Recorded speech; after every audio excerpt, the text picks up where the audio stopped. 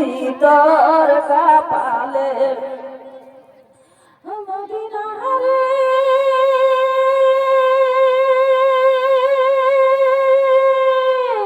তোর বুকে আমার নবী যার লাগি পাগল সবই যার তারে হইল সৃষ্টি তীর ভাবা ভাবি আমি সারা খুনি কখন যাব সেইখানে সহে না আর পরানে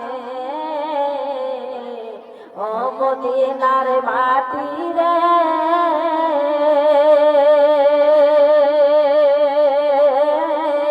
সকল সুখ বুঝি তোর কপালে মদিনা রে তোর বুকে আমার নবী যার লাগি পাগল সবই যার তরে হইল সৃষ্টি তীর ভাবন কাঁদি আমি সারা খুনি কখন যাব সেইখানি সহে না আর পরানে ও মদিনার বাতি রে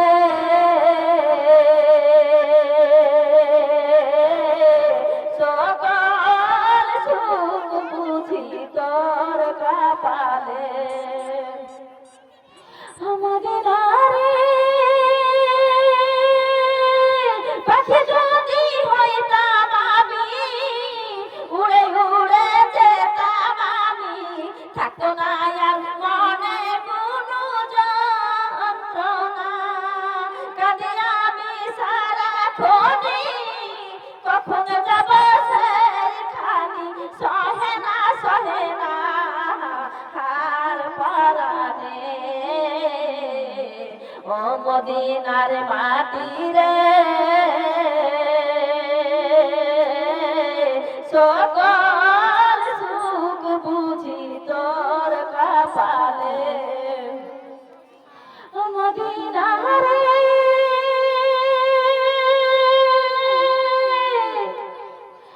তোর পাখি যদি হইতাম আমি উড়ে উড়ে যেতাম আমি থাকতো না আর মনে কোনো যন্ত্রণা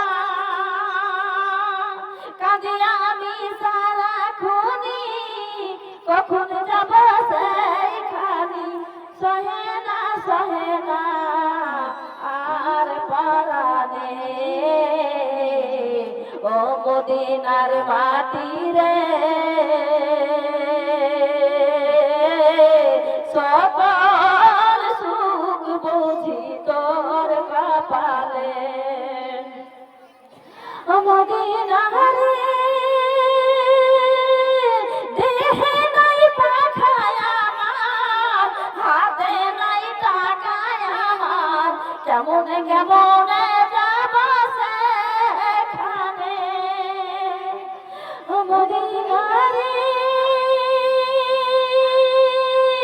দেহে নাই পাখায় আমার হাতে নাই টাকায় আমার কেমন যাব সেখানে ভাবি আমি সারাক্ষণই কখন যাব সেইখানি সহে না আর পরানে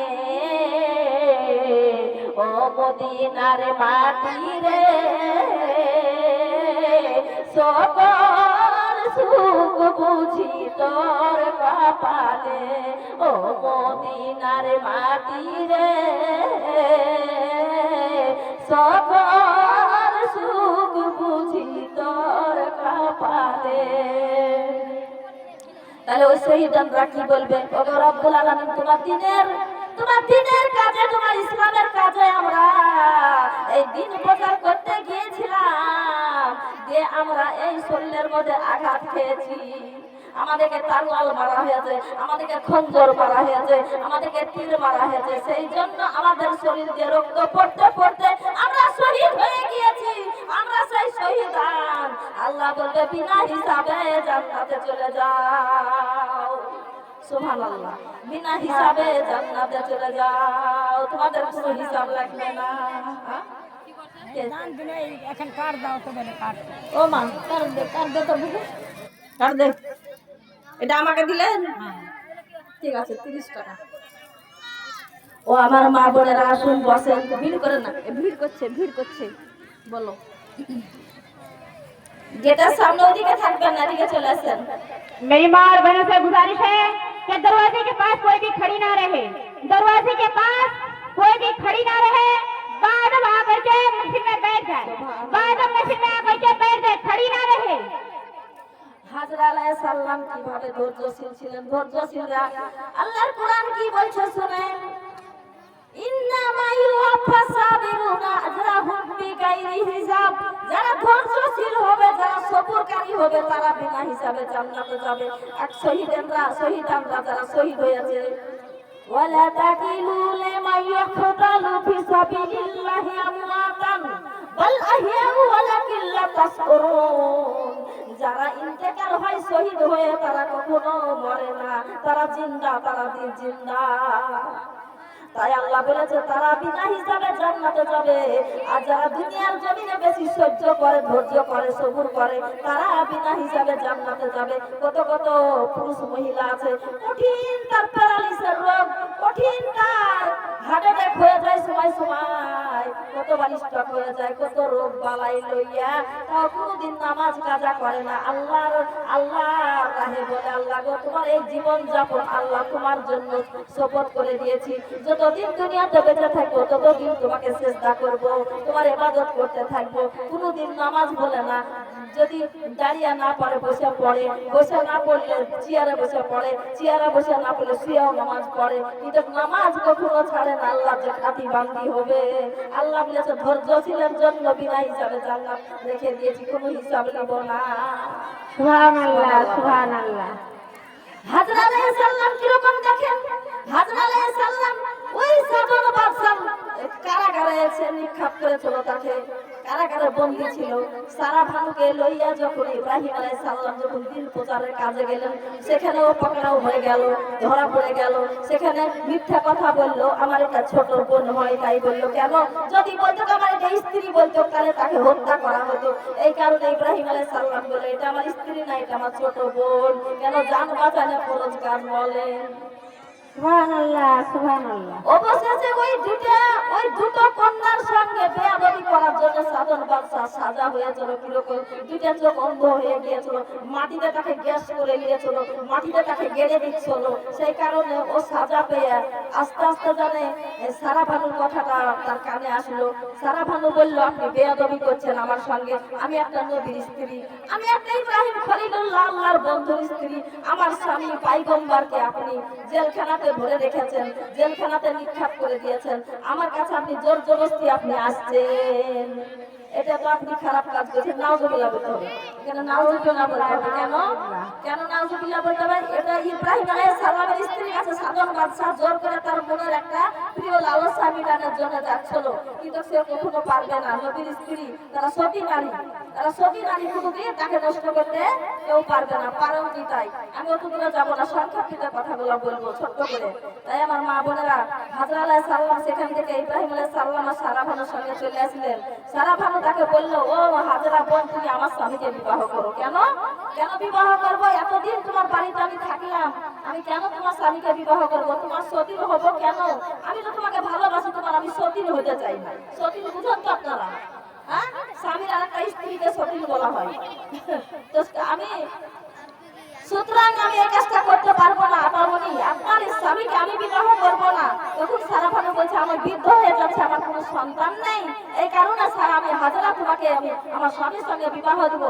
একটা যদি কালেজার টুকরা সন্তান হয়, আমি নিজে লালিত পালিত করবো। বলেন সুবহানাল্লাহ, সুবহানাল্লাহ, সুবহানাল্লাহ। আমার নবী হচ্ছে, আমার স্বামী হচ্ছে নবীর বংশ, নবী। আমার পেটে থেকে যদি সন্তান একটা হয়, আমার স্বামীর অরুষ থেকে, তাহলে সেও একটা নবী হবে, আমার স্বামীর মুখটা উজ্জ্বলিত হবে। বলা যায় না সুবহানাল্লাহ, সুবহানাল্লাহ, সুবহানাল্লাহ। এই কথা আসল কথা বলে বলে বলে হাজরাকে রাজি করতে পারলেন না। তখন ইব্রাহিম আলাইহিস সালামের কাছে গিয়ে বলছে, গো স্বামী, আমার মনে একটা কি জ্বলতে থাকে, জ্বালন যন্ত্রণা মিটে না, যন্ত্রণা মিটে না, আমি মনে শান্তি পাই না, একটা সন্তান আমি মনে চাই।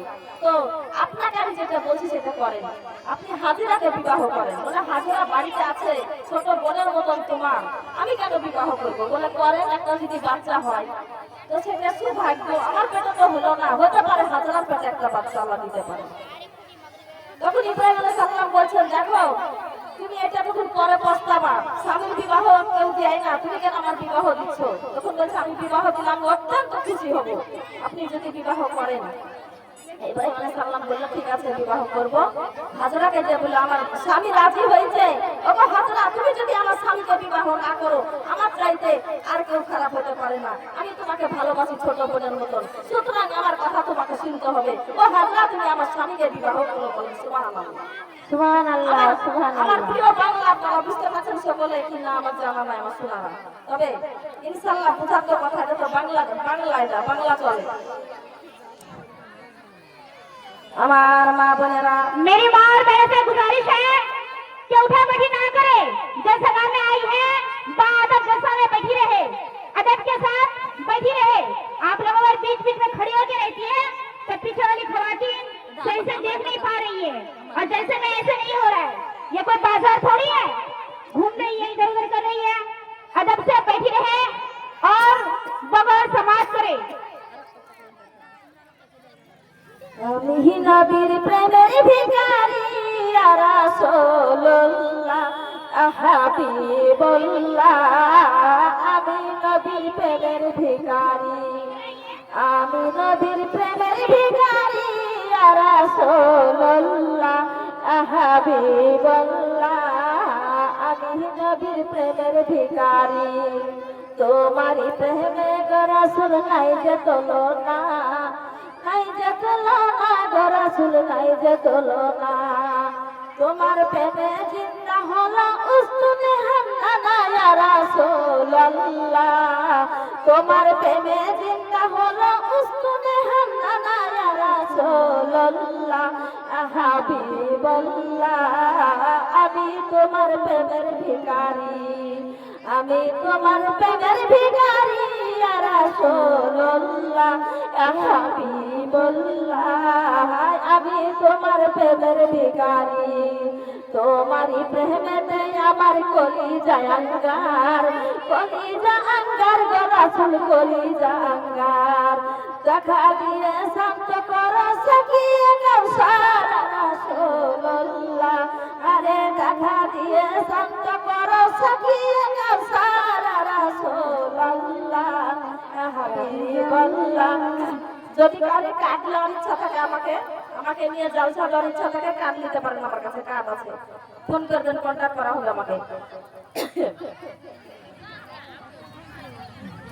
ওরে দেখা দিয়ে শান্ত করো সাকিয়ে কাউসার, রাসূলুল্লাহ হাবিবুল্লাহ, আমি তোমার প্রেমের ভিখারি, আমি তোমার প্রেমের ভিখারি, ইয়া রাসূলুল্লাহ হাবিবুল্লাহ, আমি তোমার প্রেমের ভিখারি। তোমারই প্রেমেতে আমার কলিজা আঙ্গার, কলিজা আঙ্গার গো রাসূল, কলিজা আঙ্গার। দেখা দিয়ে শান্ত করো সাকিয়ে কাউসার, রাসূলুল্লাহ হাবিবুল্লাহ, আমি তোমার প্রেমের ভিখারি। সুবহানাল্লাহ বলেন, আমি রাসূলের প্রেমের ভিখারি। হে যাব ওঠাও দেখাই, শান্ত করো মোরে, শান্ত করো মোরে রাসূল, শান্ত করো মোরে। তোমার দিদার বিহনে পরাণ যে বাঁচে না, ইয়া রাসূলুল্লাহ, ওরে তোমার দিদার বিহনে পরাণ যে বাঁচে না, ইয়া রাসূলুল্লাহ হাবিবুল্লাহ, আমি তোমার প্রেমের ভিখারি, আমি তোমার প্রেমের ভিখারি, ইয়া রাসূলুল্লাহ হাবিবুল্লাহ, আমি তোমার প্রেমের ভিখারি। সুবহানাল্লাহ বলেন, সুবহানাল্লাহ, সুবহানাল্লাহ। তো হাজরা বলছে যে আমি একজন নবীর যে প্রেম ভালোবাসা পাবো, আমি একটা সাধারণ মহিলা, আল্লাহ আল্লাহ পয়গম্বর ইব্রাহিম খলিলুল্লাহ বলেন সুবহানাল্লাহ, সে আমাকে বিবাহ করতে রাজি, আমিও রাজি হলাম আপা। যখন আপনি যখন এতটাই বলছেন তো আমি রাজি হলাম। বিবাহ হলো, কিছুদিন ভালোই চললো, চলতে চলতে চলতে যখন ইসমাইল আলাইহিস সালাম যখন দুনিয়াতে জন্ম নিলেন হাজরার কোলে, তখন এবার হাজরা সারা ভাবো মানে খালি হাজরা দোষ খুঁজে বেড়ায়, আর ভালো লাগে না, দোষ খুঁজে বেড়ায়, কি করবো ঠিক পাই না। হাজরা বলছে আমি কিসে আমার আপাকে আমি সন্তুষ্ট করতে পারি, কোন কাজ করলে পরে আমার আপা সন্তুষ্ট হবে, আমি খুঁজে পাই না, দিন রাত খালি কাঁদে।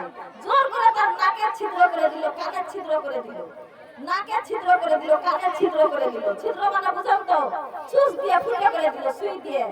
হাজরা লজ্জায় মুখ পায় না, কেন সেই যুগে এটা ছিল না, রক্ত বের হয় বলে আমার রাগ করে সারা ভালো রাগ করে, রাগের যারা ছুঁচলি এসে লাকে ভরে দিল, লাকের ছিদ্র ফুটা করে দিল, কানের ছিদ্র করে দিল। বলেন একবার সুবহানাল্লাহ। সুবহানাল্লাহ। হাজরা যখন বলে আল্লাহ আমার জীবনটাকে আমি বেঁচে রাখবো, আমি শেষ হয়ে যাবো, আমাকে এত ভালো লাগে না, আমি কোন কাজ করলে আমার বুবু আমার কাছে সন্তুষ্ট হবে, আমার কোন কাজ করলে আমার বুবু শান্তি থাকবে, সন্তুষ্ট হবে, সেটা খুঁজে, কিন্তু কোনো কাজ করেও মানে ঠিক পাই না, কি করবো না। এবার হঠাৎ করে সারা ভাবো বলছে যে স্বামী গো আমাকে ভালো লাগে না। বলে বিবি তোমাকে কেন ভালো লাগে না বলো না, তুমি বলেছিলে যে আমার একটা সন্তানের জন্য তোমার জীবনটাকে তুমি বিসর্জন করবা, তোমার জীবনটা তুমি বিসর্জন করে দিবা। ও স্ত্রী, ও আমার প্রিয় তোমার স্ত্রী, তুমি তো বলেছিলে হাজরাকে বিবাহ করো, আমি শান্তি পাবো, একটা সন্তান হলে তোমার সন্তান আমি লালিত পালিত করবো। হাজরা তুমি বলেছিলে কি সারা, তুমি করছোটা কি এখন, কেন তুমি এরকম করছো? ইব্রাহিম আলাইহিস সালাম যখন এই কথা জিজ্ঞাসা করছেন তখন সারা ভালো কিছু অসব বাদ দেন, ওগুলা বাদ দেন, এখন আমি যেটা বলছি সেটা তুমি আপনি শোনেন, কি শুনবো? তো আপনি এক কাজ করেন, পানি নির্জন মুরু পান করে ওই হাজরাকে ওই নির্বাচিত রেখে আসতে হবে, বনে বাসে রাখতে হবে, অনেক দূরে তাকে রাখতে হবে, যেখানে পানি নেই, তরুলতা পানি, কোনো মানুষের সারাবর্ত কিছুই নেই, মরুভূমি প্রান্তরে হাজরাকে আর ওই সন্তান ইসমাইলকে রেখে আসতে হবে, তাহলে আমি সন্তুষ্ট হব। তখন এবার ইব্রাহিম আলাইহিস সালাম থমকে দাঁড়িয়ে গেলেন, ও বিবি রে তুমি কিরকম কথা বললা?